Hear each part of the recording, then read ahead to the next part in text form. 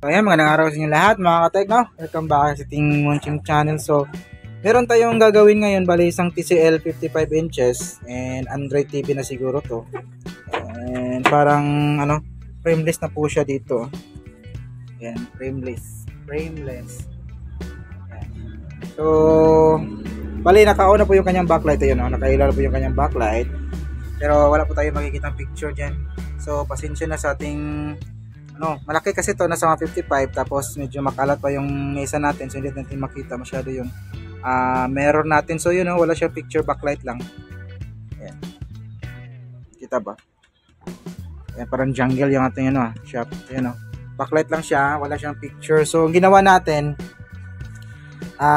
bali nihang natin yung right side, kasi ito yung right side, pwede lang ihang natin. Yung right side lang yung pwedeng ihang natin. Tapos nahana natin to, tinesting natin, is ganun pa rin yung problema, ganun pa rin yung resulta niya. So ibig sabihin yan, posible dito sa may left side yung may problema, kasi nag-DC protect to meron siyang 12 volts na pumapasok dito galing sa may mainboard, papasok sa may top board natin. And yung nakita ko lang na pwedeng i-test natin is yung Bcom na linya. Kita ba yan? Yan yung Bcom. So walang supply yung Bcom, so ibig sabihin yan, the rest ng mga voltahe, yung importante yung VGL, VGH natin, V off or V on, wala din siya kasi wala yung Bcom. So medyo matrabaho kasi to. First time po nating makabukas ng ganitong unit. Parang bago to. Bago sa akin to. Medyo mahirap kasi to buksan or tingnan natin yung i-access yung kanyang top board kasi yun Ayan, meron siyang frame na naka-attach dito sa may front frame niya. So kailangan natin itong tanggalin yung front frame niya, ito sa may unahan, naka-screw po yan dito sa may ilalim. So tatanggalin muna natin to bago natin makuha yung frame na to, and bago natin makita yung top board natin. So titingnan natin kung meron ba tayong makuha at makitang clock signal, pero sa tingin ko meron tong clock signal. Parang GIP panel. So malamang wala tong side cup kasi medyo manipis siya and frameless nga. Ayan. So balik ito, troubleshootan muna natin to. At saka balik tayo kapag nagawa na natin yung pag nabuksan na natin tong kanyang frame, tapos makita natin yung kanyang clock signal dito. So yan sa labas natanggal na po natin yung frame, yung front frame natin. Ito na siya. So ito yung hirap na makuha yung kanyang top board frame kasi merong front frame. Yun nga. So kailangan nating baklasin to, tanggalin natin yung mga tornilyo nito. So kapag natanggal na natin tong frame na to sa may top board natin, hindi na po siya natin pwede ilagay doon sa may stand. Kasi kung ito silbing support ng kanyang frame So kung natanggal natin to, wala na siyang support. So parang pag nilagay natin sa may stand natin, yung lalapat na is yung kanyang panel or kanyang source top. So dito na siguro natin to i-troubleshoot sa may mesa natin kasi babalik rin natin to. Tanggalin muna natin yung frame. So ayun pinag-aralan muna natin mga katek yung top board natin bago tayo bumaanat So ito meron tayong dalawang nakita, itong dalawang level shifter natin na yun yung number nito is CSOT. Ayan, simple lang na number. Ayan, yung ito, pero dalawa yung kanyang gamit. So pinag-aralan natin yung swapping voltage dito nang gagaling sa may isang to, and 4 na clock signal. So dito naman meron ding 4 na clock signal na nagagaling dito. So pinag-aralan natin siya at papasok yan dito sa may gilid yung mga etong maliliit na yan. Balik kinasus natin yung mga test point na yung mga butas-butas dito, kung chine-check natin kung tugma ba ito sa kanyang level na clock at saka swapping voltage. So ito naman galing sa may yung mga number 0 dyan. Ito yung mga resistor na number 0 dyan. Fusible po yan.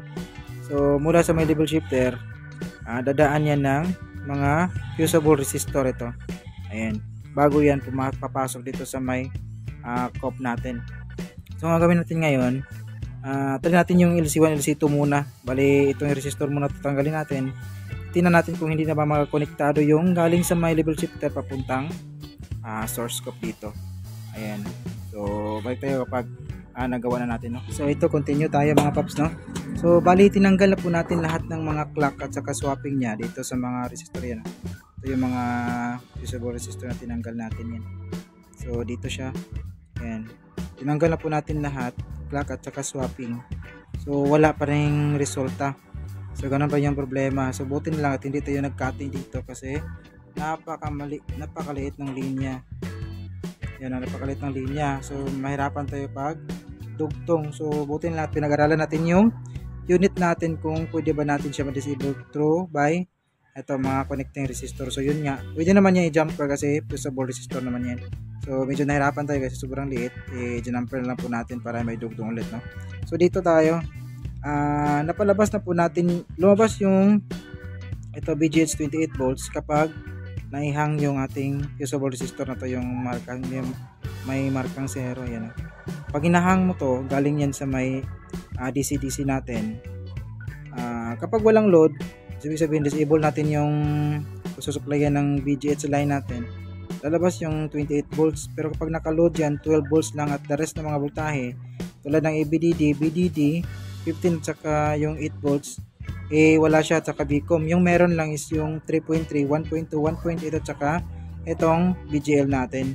So kung try natin para makita nyo, hang natin tong papandarin muna natin na wala siyang, hindi pa natin nahihang yan. So yan, naka-ready na yung tester natin. So power on natin dito. Yan, bumukas yung backlight. So tingnan na yung supply ng BGH natin. Ayan, ito BGH, yung supply ng BGH natin is ayan lang, yung BE niya 12 volts. So ayan, pero normal yung supply ng BGL natin, ito negative 7, and the rest ng mga voltahe wala siya. Ayan.